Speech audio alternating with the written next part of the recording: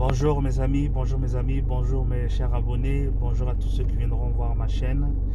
Aujourd'hui, je vais venir avec une nouvelle vidéo. Je viens avec une nouvelle vidéo, pardon. Vous parler d'une astuce comment rouler sur la neige avec une propulsion.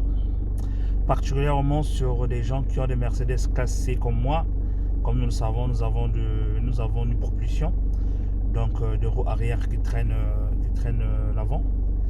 Et nous avons, pour ceux qui ont les boîtes automatiques, comme moi, j'ai une boîte automatique. Je vais vous montrer des astuces très simples pour rouler dans la neige sans pourtant être effrayé. Surtout pour les gens qui n'ont pas l'habitude de conduire des propulsions, il y a des astuces à savoir.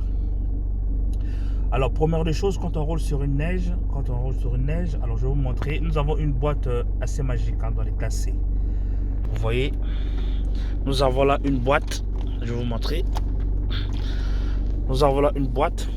Le plus simple, là, on a le P, qui est le parking. On a le R, qui est marche arrière. On a le N, qui est neutre, donc qui fait un peu pas mort. On a le D-, D+, parce qu'on peut, en fait, c'est une boîte séquentielle où on peut passer au manuel, en fait. On peut passer nos vitesses nous-mêmes en moins ou en plus. Et là, comme vous voyez là, nous avons le W et le S. Alors, le S, c'est quand tu roules normalement. Tu le mets en S, donc tu as plus de couple. En fait, c'est la marche normale. Donc le S. Et le W, on l'utilise quand il y a la neige.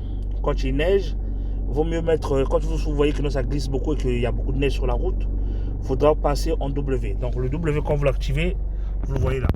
Vous voyez là-bas, on a le S et le P, c'est point mort. Donc quand j'appuie mon bouton, je passe en W. Vous voyez, même le moteur il change de rendement. Regardez, quand je passe en S, là c'est en normal. Et quand je passe en W, là c'est pour la conduite sur la neige. Alors pour la conduite sur la neige en W, c'est pour démarrer la voiture toujours en deuxième. C'est-à-dire le W, ça permet à la boîte de vitesse automatique de démarrer la voiture en deuxième pour ne pas trop patiner sur la neige. Donc ça sert qu'à ça, ce W. Ça sert à se dégager de situations assez difficiles pendant les périodes hivernales. Et pour associer cela, il faudra désactiver ce qu'on appelle le ESP. Donc quand vous le désactivez, vous verrez, vous aurez un message comme ça sur votre tableau de bord. Ça veut dire que l'ESP est désactivé et ce signal vous dit que attention, danger. Alors, il ne faut pas paniquer, c'est-à-dire quand vous enlevez le ESP et que vous activez le W, la voiture roulera beaucoup mieux sur la neige, les pneus accrochera mieux à la neige et vous glisserez pratiquement moins. Alors, un secret, je vais le remettre parce qu'on n'est pas en neige, donc je vais remettre mon S parce que là il pleut seulement. Et sur la neige, c'est qu'il faut doser l'accélérateur. Il ne faut pas appuyer brusquement ou à fond. Il faut s'imaginer comme si vous roulez sur les œufs. Donc vous dosez l'accélérateur, vous n'accélérez pas. Comme c'est une boîte automatique, il va gérer tout seul, il va savoir, il va s'adapter selon votre mode de conduite. Il passera une vitesse en fonction de la conduite que vous utilisez. Et si vous êtes sur une descente et que vous voyez que la voiture commence à glisser, si elle glisse vers la gauche, braquez vers la droite. Si elle glisse vers la droite, braquez vers la gauche. En fait, il faut toujours braquer dans le sens contraire pour éviter que vous fassiez une tête à queue. Donc c'est très important. Et si vous voyez, dans ce cas-là, vous utilisez juste le frein moteur. Donc le frein moteur dans les boîtes automatiques, c'est de ne rien toucher. Vous n'appuyez pas le frein, vous n'appuyez pas l'accélérateur, vous laissez couler. Le frein moteur est automatique, ça gérera tout seul. Et si vous voyez que la situation devient toujours dangereuse, que vous n'arrivez pas à maîtriser la voiture, dans ce cas-là, appuyez le frein très fort. Dans ce cas-là, vous n'aurez pas d'autre choix que d'appuyer très fort sur votre frein pour ne pas que vous ayez vraiment droit dans le mur, surtout si vous avez un obstacle dangereux devant vous. Voilà l'astuce que j'avais à vous montrer. Donc il faut rouler vraiment pépère, il faut doser l'accélérateur, vraiment le doser et mettre le W pour toujours démarrer en deuxième. Ça permettra au roue arrière de ne pas trop patiner et d'avoir plus de force pour se dégager d'une situation dangereuse. En même temps, il faut vérifier aussi si vos pneus sont en bon état, parce que vous savez très bien que quand on a des propulsions, c'est souvent les pneus arrière qui s'usent vite. C'est logique, parce que c'est l'arrière qui pousse la voiture. Donc voilà l'astuce que j'avais à vous montrer, et surtout n'oubliez pas de désactiver votre ESP quand vous roulez. Parce que le ESP, quand vous le mettez, il va tout le temps vous bloquer les roues, il va essayer de corriger la trajectoire, mais à force, vous allez l'abîmer, l'ESP. L'ESP n'est pas fait à forcer la voiture à se mettre toujours dans une bonne trajectoire pendant un long moment. Donc il est fait pour gérer la voiture dans un laps de temps. Mais si vous voyez que non, vous allez faire 10 km et il y a tout le temps de la neige, il faudra enlever le SP. Dans ce cas-là, c'est vous qui serez maître de la voiture. Dans ce cas-là, il faut doser le volant, il faut doser l'accélérateur pour ne pas faire de tête à queue. Donc il faut vraiment rouler pépère, tout en mettant le W et en désactivant le SP. Et si vous voyez que vous vous êtes dégagé dans une bonne...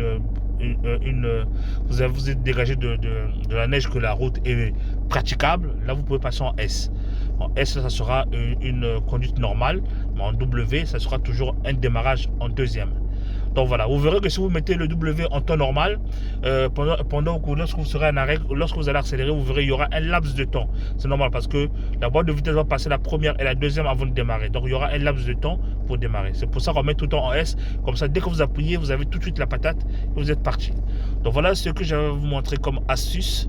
Donc n'hésitez pas à l'utiliser pour vous et ça vous évitera de vous embourber, ça vous évitera de trop glisser et ça vous évitera de casser la voiture, quoi. Parce que si vous appuyez comme un bourrin, vous laissez en S et vous laissez le SP tout le temps, ça se sera certain que le SP va vous mener la vie dure. Et en même temps, il faudra que vous sachiez que dans les classes C, le ESP, dès que vous le désactivez, il se réactive à bout d'un moment. C'est-à-dire, s'il voit que la voiture glisse trop, que vous n'arrivez pas à trop gérer la voiture, il va se réactiver tout seul pour essayer de contrôler la trajectoire. Dans ce cas-là, vous le laissez, hein, et si vous voyez que ça patine toujours, parce qu'il va vous faire patiner pour gérer un peu la trajectoire, dans ce cas-là, vous l'enlevez encore. Donc, vous gérez en fonction de la conduite que vous avez et en fonction de la météo et du temps et de l'état de la route que vous prenez. Donc voilà ce que j'avais à vous dire aujourd'hui. Bonne journée à tous. Si cette petite vidéo vous a plu, mettez un j'aime. Si ça peut vous aider, si vous avez des commentaires à mettre, si vous avez des choses à m'apprendre, parce qu'on apprend tous les jours, rajoutez un commentaire, ça fera toujours plaisir. Donc restez branchés aux prochaines vidéos. Prochainement, je vais vous parler de comment vidanger une boîte de vitesse automatique d'une classe C, une Mercedes classe C. Et si vous avez un problème de platine, comment changer une platine, parce que c'est très simple à changer, mais par contre il faut être très minutieux, très minutieux. Par contre, les boîtes de vitesse, il faut toujours faire des vidanges tous les 60 000, maxi 80 000 km. C'est préconisé comme ça par le constructeur pour ne pas abîmer votre boîte, parce que la platine, ça coûte pratiquement 400 € chez Mercedes. Et si vous allez chez Mercedes, il ne va pas vous changer la platine, il va vouloir changer tout le composant qui est en fait le composant qui tient la platine. Donc ça coûte pratiquement dans les 2500 €, sans compter les main d'œuvre. Vous pouvez nager à 4000 facilement, alors que vous pouvez le faire vous-même facilement, parce que pour descendre une platine, il faut juste passer sous le carter. Vous enlevez le carter d'huile et vous verrez la platine est là, et vous dévissez, vous descendez. Je vous expliquerai comment vous faites faire, parce qu'il faut avoir des clés adaptées et il faut vraiment être minutieux, prendre son temps, ne pas être pressé pour faire cela. Mais si votre boîte marche toujours, la chance que nous avons des boîtes automatiques à convertisseur de couple, ce qui veut dire que nous avons pratiquement pas d'embrayage.